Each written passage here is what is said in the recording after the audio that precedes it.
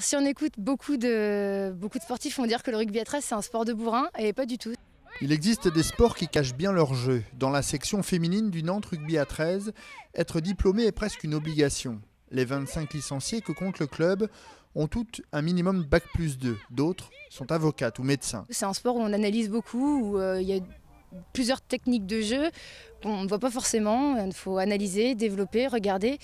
On a un entraîneur qui veut faire en sorte qu'on ne soit pas que des moyens utilitaires, il veut vraiment que si on a le ballon, si on demande le ballon, c'est pas pour rien qu'on a analysé avant, qu'on sait pourquoi on l'a pris et ce qu'on compte faire. Et depuis 8 ans, cette discipline s'est installée à Nantes et a attiré beaucoup de femmes. Mais au fait, le rugby à 13, c'est quoi? Le principe du rugby n'est pas du tout le même. Sur le rugby à 13, on est sur une conservation de la balle, contrairement au rugby à 15. Et on a 5 tenues en fait pour marquer un essai. Donc un tenu, c'est quand on est plaqué. À partir du moment où on est plaqué et mis au sol, on doit faire un tenu, c'est on pose la balle au sol, on talonne et on rejoue. Et on conserve la balle, personne ne peut nous l'arracher à ce moment-là.